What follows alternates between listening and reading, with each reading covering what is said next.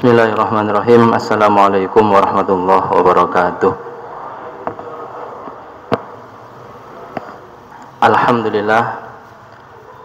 Alhamdulillahirabbil alamin wa bihi nasta'in wa ala umurid dunya waddin.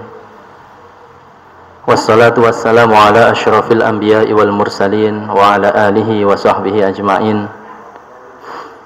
Rabbi shrah li sadri wa yassir li amri wa hlul 'uqdatam min lisani yafqahu qawli. Amma ba'du, ingkang kula hormati, ingkang kula muliakan seluruh jamaah Masjid Al-Ikhlas, terutama jajaran pengurus takmir dan para ustadz, para tokoh masyarakat. Mugi-mugi mriki sedanten diparingi Allah kemudahan untuk mensyukuri nikmat dan karunia-Nya, terlebih nikmat iman dan Islam, nikmat kesehatan baik jasmani maupun rohani, dan juga nikmat waktu luang, sehingga pada malam hari ini kita dapat sholat maghrib berjamaah, dilanjutkan duduk bersama di majelis ilmu. Sehat sedanten nggih bapak-bapak, ibu-ibu nggih? Alhamdulillah sehat dan bahagia. Nawa malih niki ningali masjidnya niki anyar, masjidnya terang cerah nggih. Mugi-mugi mriki sedanten diparingi Gusti Allah hati yang cerah juga nggih, penuh dengan cahaya keimanan dan keikhlasan, sami kados asmoni masjid niki Al-Ikhlas nggih. Shalawat lan salam kepada Nabi kita Muhammad sallallahu alaihi wasallam. Beliaulah sosok yang paling berjasa dalam tersebarnya Al-Quran, tersebarnya hadis-hadis, tersebarnya ajaran-ajaran agama Islam. Maka untuk berterima kasih kepada beliau, Allah memerintahkan kita untuk membaca sholawat nggih. Allahumma sholli ala Muhammad wa ala ali Muhammad. Bapak-bapak, ibu-ibu yang kami hormati, yang kami muliakan, yang dirahmati Allah Subhanahu wa taala nggih. Allah niku memiliki banyak nama dan banyak sifat. Di antaranya adalah murid. Murid niku artinipun ingkang berkehendak. Di antara kehendak Allah adalah Allah niku biasa membuat perbedaan atau keunggulan di antara makhluk-makhluknya. Contohipun, Allah menciptakan tanah atau bumi. Pun semrap sedanten nggih, bumi dan seisinya secara umum. Dari luasnya tanah ini, Allah memilih tanah-tanah yang dicintai dan diistimewakan. Nggih niku tanah ingkang dibangun masjid. Nah, jenengan ngertos berapa banyak masjid di muka bumi ini? Mboten nggih? Kuatah. Dari betapa banyak masjid di atas bumi ini, Allah memilih lagi yang paling istimewa. Hanya ada 3 yang kita diperintahkan untuk berusaha sampai ke sana. Ada 3, Masjidil Haram, Masjid Nabawi, dan Masjidil Aqsa. Pun boten enten sing saged, boten enten masjid yang bisa mengalahkan 3 masjid itu keutamaannya. Nah niku termasuk napa? Sunnatullah. Gusti Allah niku milih-milih. Allah menciptakan waktu siang dan malam silih berganti, hari, bulan, tahun. Dari waktu secara umum Allah memilih, misal hari sehari semalam nggih, Allah memilih 3 atau 3/4 atau 1/3 terakhir malam hari, itulah paling istimewa. Niku pun kersane Gusti Allah. Kemudian dari 7 hari yang ada, Allah memilih hari Jumat yang paling istimewa. Dari 12 bulan, ada bulan yang paling dipilih Allah, bulan Ramadan. di lain 4 bulan haram nggih, Dzulqa'dah mboten Dzulqa'dah nggih, Dzulqa'dah, Dzulhijjah, Muharram dan Rajab, itu bulan-bulan haram. Itu waktu. Begitu juga Allah menciptakan manusia. Kita bayangkan nggih, dari mulai Nabi Adam diciptakan sampai nanti akhir hayat, Allah niku menciptakan manusia secara umum. Dari sebanyak itu manusia, Allah milih yang istimewa, yaitu orang Islam. Ngoten. Terus mereka ini pilihan, kedah bersyukur terus yang Islam dipilih sama Allah. Dari orang Islam, orang Muslim ini dipilih lagi sama Allah yang lebih istimewa lagi, orang iman, Muslim, mukmin. Mukmin itu derajatnya di atas Muslim, karena tidak semua orang Muslim beriman. KTP ini Islam, sembayangi mboten nate. Dan mriki Islam terus salat, berarti mriki yang iman. Di atas orang iman, orang mukmin, Allah milih lagi yang lebih istimewa, para walinya. Yang dikenal di Indonesia enten pinten? Wali Songo. Wali-wali itu kuatah di setiap penjuru muka bumi ada. Dan itu kehendak Allah. Ngoten. Nah, mriki saged napa dados wali? Saged. Wali murid. Wali santri, ngoten. Nggih.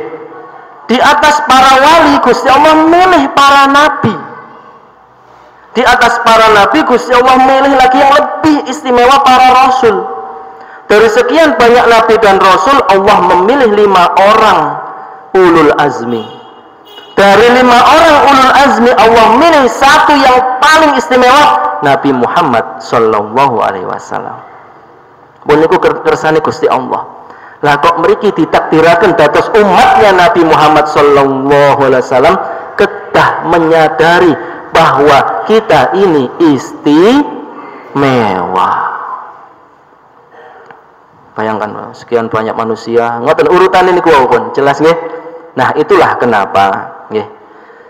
Karena kita ini umat Nabi paling istimewa, Allah banyak memberikan keistimewaan kepada Nabi kita yang tidak diberikan oleh Allah kepada nabi-nabi sebelumnya. Ngoten nggih.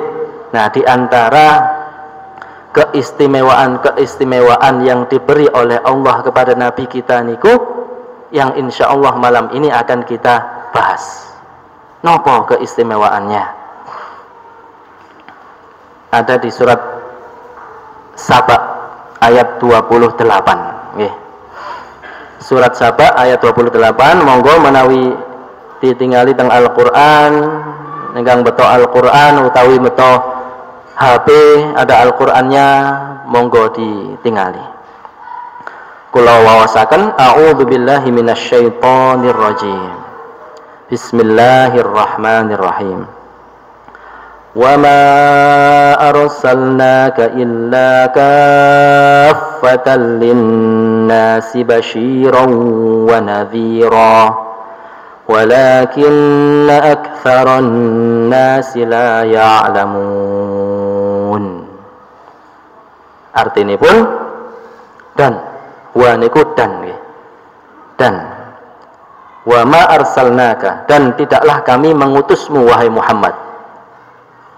Dan tidaklah kami mengutusmu wahai Muhammad illa melainkan kaffatan linnas, sebagai nabi dan rasul bagi seluruh umat manusia. Nah, ngoten nggih. Ini keistimewaan nabi kita. Basyirun wa nadhira, sebagai pemberi kabar gembira.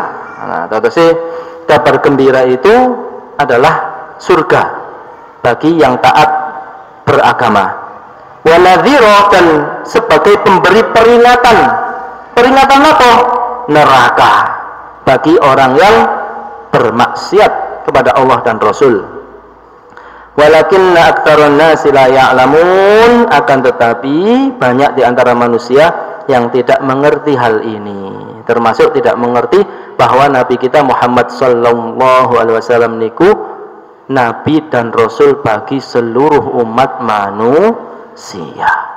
Pun niki, ini kenyataan dan fakta dan keistimewaan yang harus kita fahami. Kalau kita tidak memahami hal ini, kita akan banyak salah mengartikan banyak hal. Nah, hubungannya nanti ada satu hadis.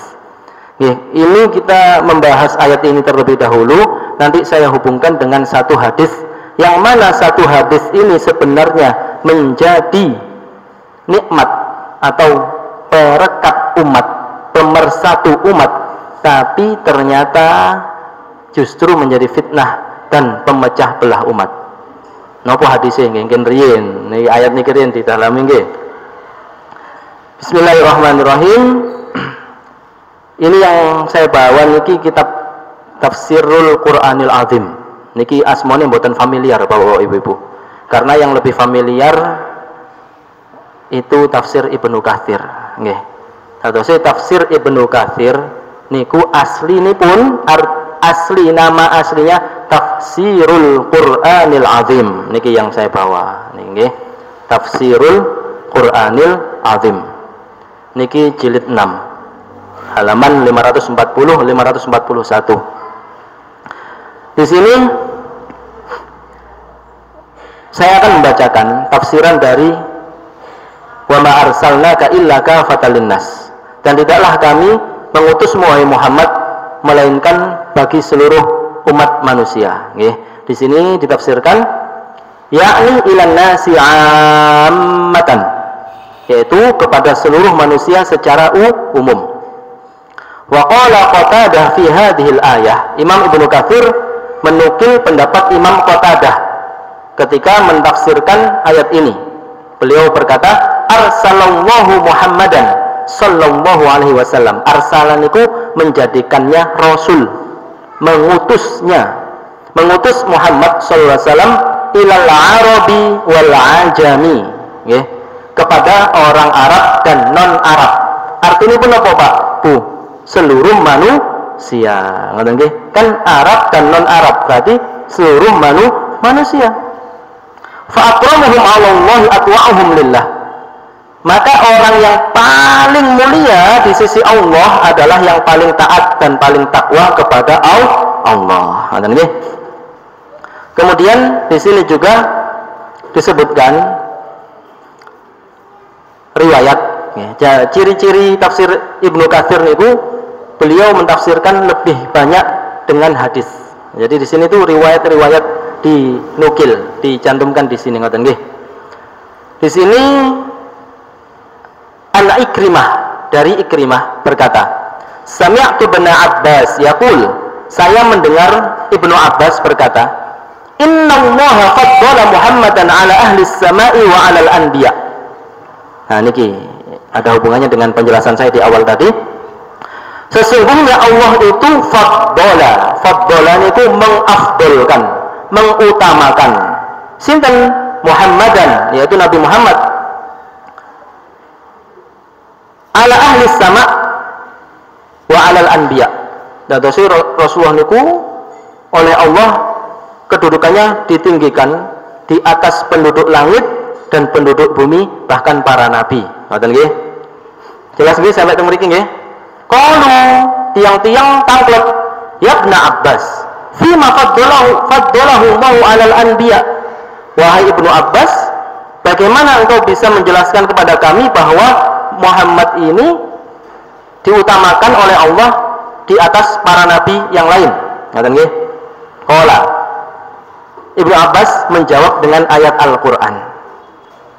Qala innallaha qala wa ma arsalna mir rasulin illa bilisani qaumihi lubayyana lahum. Nah ini Bapak-bapak mohon diikuti. Dan tidaklah kami mengutus seorang rasul sebelum Nabi Muhammad nggih, illa bilisani qaumihi, kecuali dengan bahasa kaumnya, liyubayyana lahum, agar memberi keterangan bagi mereka. Terus nabi-nabi atau rasul sebelumnya itu hanya menjadi rasul bagi kaumnya saja. Contoh ngeten nggih, menawi berikan kabupaten nggih, kabupaten dipimpin oleh seorang bupati, Bu Ikvina nggih, kali Kusbara, ngoten. Kinten-kinten kalau di Kota Madya enggak ada wewenang mboten? Mboten nggih? Sami kali wali kota Mojokerto ning Ita, kinten-kinten ketika di kabupaten punya kekuasaan mboten? Enggak ada mboten? Mboten. Sami nabi-nabi dan para rasul riyin ngoten. Nabi Ibrahim itu hidup satu masa dengan Nabi Ayub. Nggih. Nabi Isa dengan Nabi Yahya. Nah, para nabi niku Nabi Yakub ketika hidup itu Nabi Ishak juga masih hidup. Bahkan Nabi Yusuf juga masih hidup. Ngoten. Tapi mereka hanya diutus oleh Allah untuk berdakwah kepada kaumnya saja. Nah, ini. Nah, Ibnu Abbas menjelaskan seperti itu. Kemudian ketika berfirman bagi Nabi kita Muhammad SAW, beda redaksinya. Wa ma arsalnaka illa kafatan linnas. Nah, ayat 28 tadi nih, 28 di surat Saba. Dan tidaklah kami mengutusmu wahai Muhammad melainkan untuk seluruh umat manusia. Ibnu Abbas menjelaskan lebih jauh dari itu, fa arsalahu Allahu ilal jinni wal insi. Nabi Muhammad itu diutus oleh Allah untuk kaum jin dan kaum manusia. Tetapi umat Nabi Muhammad itu bukan hanya manusia, ternyata bahkan bangsa jin itu menjadi umatnya Nabi Muhammad.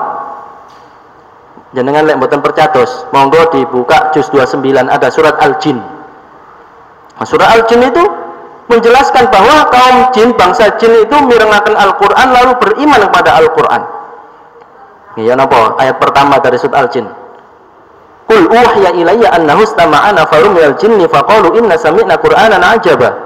Katakan wahai Muhammad bahwa diwahyukan kepadaku ada sekelompok jin mendengarkan Al-Qur'an. Lalu mereka berkata, inna sami'na qur'anan ajaba. Kami mendengarkan Al-Qur'an sungguh menakjubkan. Di ayat terusnya itu kami beriman dan seterusnya. Ini kalau cerita tentang jin niki nggih mboten sakniki. Itu hanya contoh lain di surat Ar-Rahman itu fa bi ayyi ala'i rabbikuma tukadziban. Diulangi 30 kali lebih. Kalau kita memahami bahasa Arab Bapak-bapak Ibu-ibu, di situ ada fa bi ayyi ala'i rabbikuma. Kuma itu kalian berdua. Saya ketika belum mengerti dulu penasaran. Ini kamu berdua ini maksudnya siapa sih? Kok bukan fabi ayyi ala'i rabbikum? Kenapa kuma? Kalau kum kan kalian, ini kuma kalian berdua. Ternyata al-insu wal jinnu, bangsa manusia dan bangsa jin. Coba bayangkan, ngoten nggih. Nah, di sini kemudian di riwayat lain Rasulullah bersabda, bu'istu ilal aswadi wal ahmari. Aku diutus oleh Allah kepada kaum hitam dan kaum merah. Penasaran apa yang dimaksud dengan kaum hitam dan kaum merah? Di sini Imam Ibnu Katsir menukil pendapat Imam Mujahid, yakni al-insu wal jin, yaitu golongan manusia dan golongan jin. Kemudian qala ghairuh, pendapat ulama yang lain yang dimaksud dengan golongan merah dan golongan hitam ini adalah al-arabu wal ajamu, orang Arab dan non Arab. Kemudian disimpulkan oleh Imam Ibnu Katsir wal kullu sahihun, kedua pendapat itu benar. Nah, saat ini kita tangkap. Setelah kita memahami ayat ini, kita tangkap saat ini kita dosi yang disebut dengan umatnya Nabi Muhammad SAW niku sinten? Seluruh manusia, bahkan sampai bangsa jin. Ngaten. Kan nggih sepakat nggih? Sepakat nggih? Dados tiang-tiang non muslim niku nggih umat Nabi Muhammad SAW.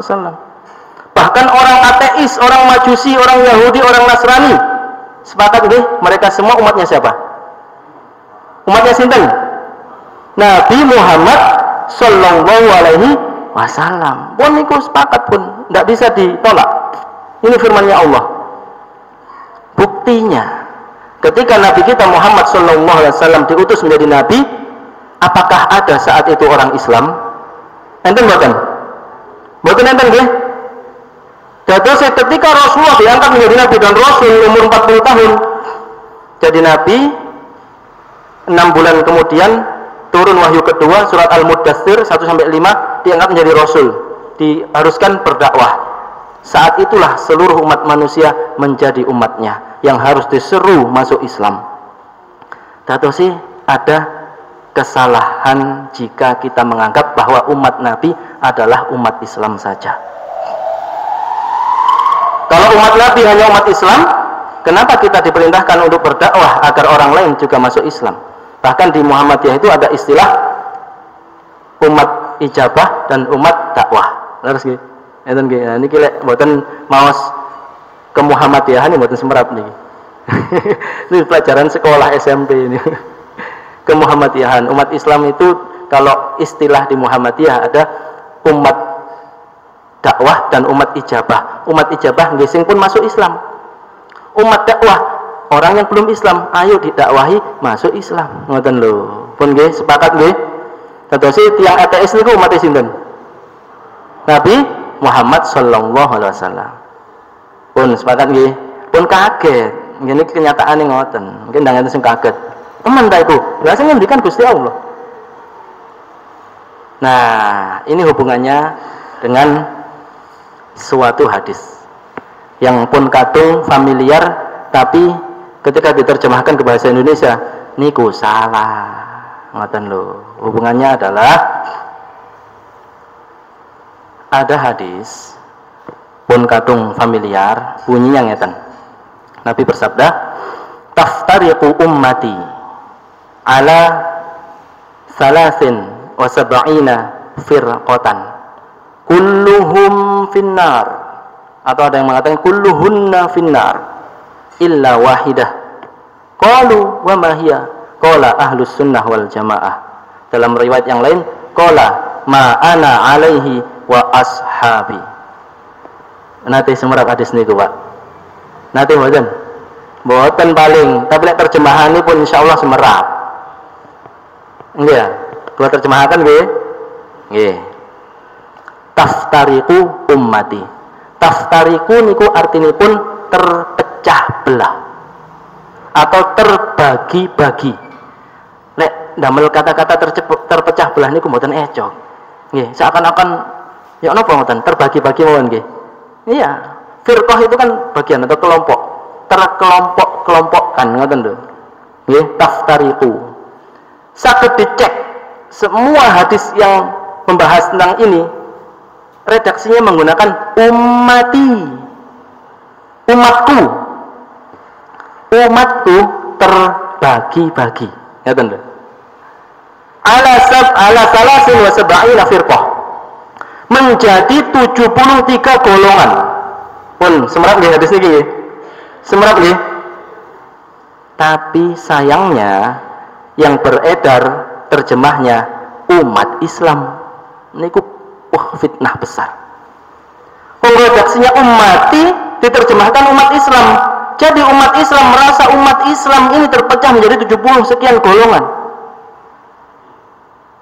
Redaksinya apa mau? Ummati. Artinya pun apa? Umatku. Walaupun sepakat loh nggih. Umatku berarti sinten? Seluruh manusia. Terbagi menjadi 73 golongan. Nanti disensus boten? Nanti sensus, ayo umat manusia ini berapa golongan ya? Boten usah, soal ini pun boten. Artinya bukan hanya 73. Karena orang Arab niku mempunyai kaidah. Kaidah lughawiyah, kaidah bahasa. Datose menawi enten 70 sekian, itu jangan diartikan hanya 70 sekian. Kaidah bahasa Arab berbunyi al-adadu laisa lahu ma'na. Jumlah yang 70, 71, 72, 73 itu bukan berarti hanya segitu, ngoten lho. Jangan diartikan letterlock seperti itu. Itu kaidah. Kaidah ini memiliki faidah atau fungsi. Fungsinya adalah lidalalati alal kathrah, untuk menunjukkan betapa banyak. Ngaten lho. Sakniki kula tanglet. 80 kali 60 niku banyak mana? 80 dibanding 60 banyak mana Bapak-bapak Ibu-ibu? 80. Tapi kalau di bahasa Jawa boten. 60 niku kan bahasa Jawa napa? Swidak. Lek tambahi jaran. Kata pundi? 80 napa swidak jaran? Langge. Sami bahasa Arab nggak ada kaidah seperti itu. Untuk menunjukkan sesuatu yang begitu banyak, orang Jawa membahasakannya dengan suida jaran. Orang Arab membahasakannya dengan sab'in, bid'atan wa sab'in, 70, artinya kuwata, ngoten lho, nggih ya. Pun nggih sepakat nggih. Jadi kalau kita artikan secara sesuai dengan ayat Al-Qur'an tadi dan riwayat-riwayat tadi, terjemahan yang pas adalah umatku terbagi menjadi banyak golongan. Umatku wau napa artinipun?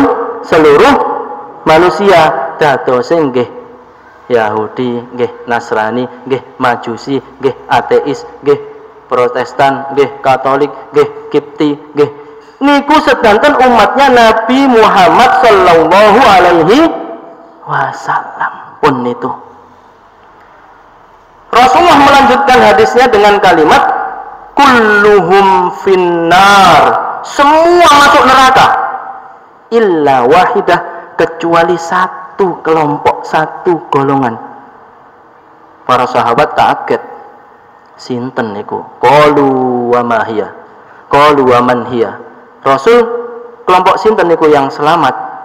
Kok semua masuk neraka kecuali satu yang selamat? Rasulullah menjawab, ahlus sunnah wal jamaah. Kemudian di riwayat lain, qala, beliau menjawab, ma ana alaihi wa ashabi, yaitu kelompok yang berada di atas jalanku dan jalan para sahabatku. Nggih niku tiyang Islam pun. Dados sing mboten angsal ngrasa dados satu kelompok itu dalam tubuh agama Islam. Karena penerjemahan umat Islam akan terbagi menjadi 73 golongan itu penerjemahan yang salah kaprah. Bisa dicek redaksinya. Semua menggunakan ummati, dan ummati, umatku itu seluruh manusia. Yang terbagi-bagi wis danten. Nah itu yang calon penghuni neraka ya, yang enggak Islam itu. Pemahaman ini dikuatkan dengan hadis yang sangat sahih. Rasulullah bersabda, man qala la ilaha illallah dakhalal jannah. Barang siapa berkata dengan penuh keyakinan dan penuh konsekuensi dan penuh komitmen tiada Tuhan selain Allah, dia masuk surga. Niku tiyang sinten, Pak? Lah nggih pun niku jawabanipun. Terus hadis 73 golongan, 70 sekian golongan itu jangan diartikan umat Islam yang terpecah belah. Karena umat Islam itu dijanjikan oleh Rasulullah masuk surga semua. Dengan syarat Islami pun benar, ngoten lho. Para sahabat ketika mendengar itu berkata, wa in zana wa in saraq. Wa in zana wa in saraqa. Meskipun dia pernah berzina dan mencuri ya Rasul. Kan Rasul tadi mengatakan apa? Bersabda bagaimana? Barang siapa berkata la ilaha illallah Muhammadur Rasulullah masuk surga. Para sahabat kaget, kok enak? Kalau orang pernah zina, pernah mencuri gimana? Rasulullah menjawab, wa in zana wa in saraqa. Jangan cek redaksi hadis itu. Meskipun pernah berzina, meskipun pernah mencuri. Ini jangan diartikan sebagai legalisasi atau legalitas untuk mencuri atau berzina, boten. Artinya bahwa kebenaran yang sifatnya absolut atau mutlak itu akan tetap benar meskipun dikatakan oleh siapapun. La ilaha illallah dikatakan orang beriman benar. La ilaha illallah dikatakan orang ahli maksiat tetap benar. Sama dengan 1 tambah 1 sama dengan 2 dikatakan orang TK ataupun doktor, profesor sama benar. Mboten angsal kene warek cilik ngomong 1 tambah 1 sama dengan 2 Pak diterima. Mboten angsal. Karena itu kebenaran absolut. La ilaha illallah itu sifatnya kebenaran mutlak. Dikatakan oleh siapapun diterima oleh Allah. Maka dia punya iman di situ. Bedanya nanti kalau di akhirat kalau masih banyak kemaksiatan atau kesalahan nggih mboten saged langsung ngoten lho bentene. Jadi semua itu diberi oleh Allah potensi masuk surga selagi memiliki fi qalbihi la ilaha illallah. Nuh. Kalau orang yang banyak kesalahan, banyak dosa, nggih tergantung rahmati Allah mangke yo napa di akhirat.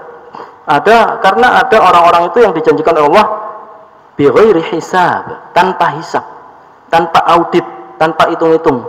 Oh, memang kok langsung surga. Ngeten.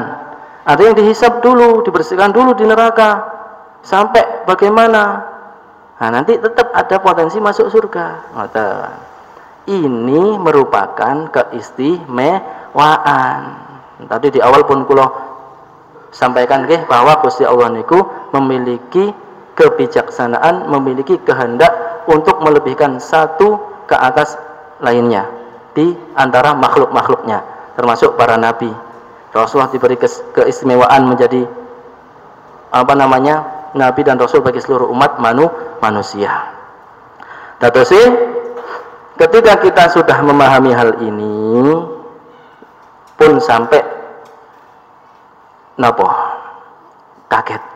Kaget itu artinya ketika dapat terkadang sekarang itu ada yang membuat kula nggih mboten semurap jenengan. Kula niku kadang ketika melihat flyer yang disebar di internet, yang mana flyernya itu sangat simpel, hanya bermodalkan terjemahan Arab ke Indonesia, sehingga orang itu ketika membacanya kaget tuh tiba ingin ya, padahal tidak sesimpel itu. Ketika kita kaget akhirnya takutnya itu tidak bijak memahami sesuatu, akhirnya menilai orang lain dengan penilaian yang tidak bijaksana, sehingga kita merasa kitalah yang paling benar, yang paling surga, orang lain orang neraka. Termasuk flyer yang tersebar dengan penerjemahan hadis tadi. Pernah saya menemukan di WhatsApp. Saya sedih sekali melihat, ya Allah, umat Islam terbagi menjadi 70 sekian golongan. Semua masuk neraka kecuali satu, Ahlus Sunnah wal Jamaah. Guru saya di Mesir, Syekh Ala Mustafa Naimah Al-Azami Asy-Syafi'i As-Sakandari, itu mewanti-wanti pemahaman hadis ini jangan salah. Karena ketika yang tersebar umat Islam akan terpecah belah menjadi 70 sekian golongan, yang selamatnya satu, Ahlussunnah wal Jamaah. Akhirnya orang-orang rebutan, akulah yang paling Ahlussunnah wal Jamaah. Padahal itu hanya terjemahan, Pak. Redaksinya itu loh ummati. Umat ini kalau umatku. Umatku ini kalau umatnya Nabi. Umatnya Nabi itu semua manusia. Yang selamat Ahlussunnah wal Jamaah itu orang Islam, Pak. Adapun kita misal berbeda pendapat, berbeda amaliyah keseharian, itu tidak lantas membuat satu Ahlussunnah wal Jamaah, satu tidak Ahlussunnah wal Jamaah. Di Mesir itu ketika saya pertama kali sampai di sana, banyak kaget, Pak. Soalnya pun di satu masjid itu amaliyahnya tuh beda-beda tapi rukun. Allahu Akbar enten sing ngeten. Allahu Akbar enten sing ngeten, Allahu Akbar enten sing balik ngeten, mboten sendak kebelas. Dalam satu shaf yang sama. Nggih rukun. Pas tahiyat enten sing ngeten, enten sing mandek. Nggih rukun. Nah, ini enten Mas Faisal Reza nih, yang masih fresh. Nggih, baru sebulan di Indonesia. Nah, saya ketintang letakan. Kalau nanti di suatu masjid sholat, pada sholat jamaah, mantuk saking kuliah, niku kata sing damel jubah rapi bersih. Podo ngeten, ayo dang maju dari imam ngoten. Datang satu orang, kula mboten semerap, kaosan triningan, sepatuan dilepas, tasik kaos kakian, tasik ngadah napa wudu. Semua sungkem menunjuk beliau jadi imam. Siapa dia? Ngoten lho. Terus sih napa kayak gitu, subhanallah. Berarti ini bukan orang sembarangan dan tidak ribut hanya karena atribut fisik kaos ini. Nah, siapa tahu dia habis perjalanan mengejar sholat jamaah, ternyata beliau ulama besar. Ngoten. Terus sih ini termasuk amanah yang saya dititipi guru saya untuk menyampaikan. jelaskan pemahaman yang benar terhadap hadis tadi. Hadis itu adalah hadis perekat umat, Pak, pemersatu umat Islam. Nyatanya di Indonesia hadis itu menjadi bahan terpecah belahnya umat Islam. Na'udzubillah min dzalik, okay. Terus kemudian ya nopo sepakat nopo mboten niki? Sepakat nggih? Indah nggih hadis niku nggih. Indah mboten? Lah nggih, pun sampai dibacakan alat royokan yang satu kelompok yang nopo selamat wae nggih.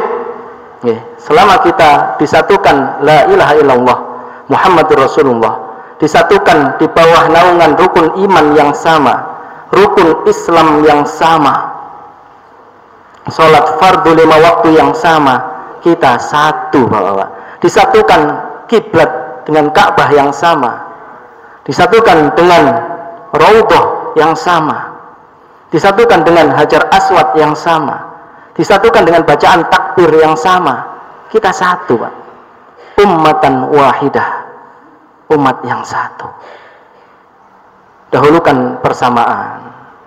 Bahkan di Mesir itu guru-guru kami mengajarkan bagaimana mendahulukan persamaan di atas perbedaan.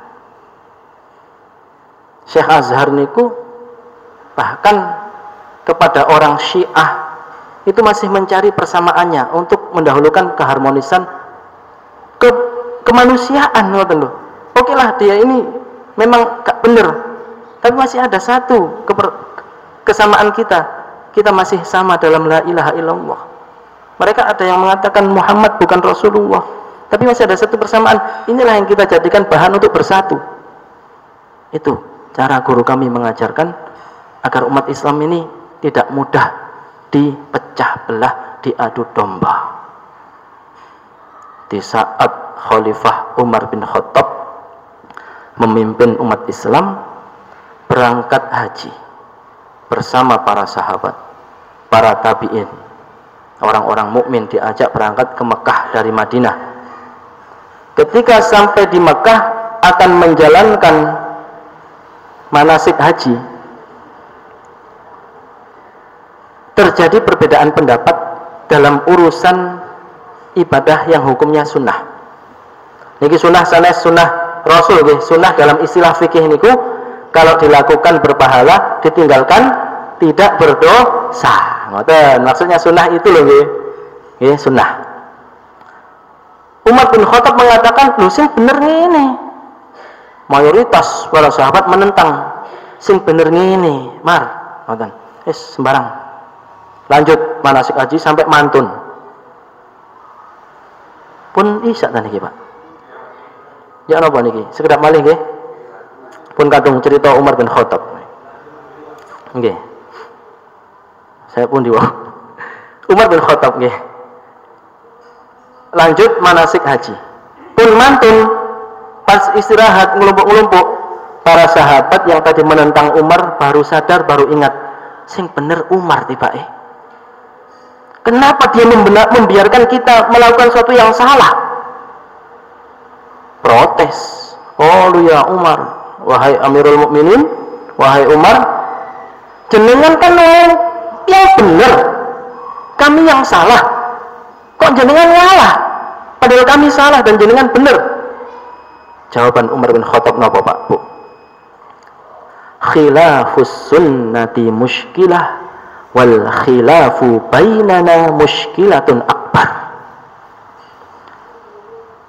Perselisihan kita dalam urusan yang hukumnya sunnah itu memang menjadi masalah. Tapi kalau kita berselisih hanya karena ibadah yang hukumnya sunnah, itu masalah yang jauh lebih besar. Ngoten lho. Jawab. Dia mengutamakan kesatuan umat, Pak Umar bin Khattab ini. Halah hukumnya sunnah ya kok laposi ribut, ngoten lho. Hukumnya lo sunnah, ngapain kita berselisih sampai cekcok sampai tukaran? Wis jarno timbang rame, Umar bin Khattab terus melakukan manasik haji, pun mantun tersadar. Lah, Umar kok ngono? Nyalai sunnah itu enggak masalah. Tapi kalau hanya karena suatu yang sunnah kita berselisih, kita diadu domba, kita terpecah belah, kita bermusuh-musuhan, itu musibah.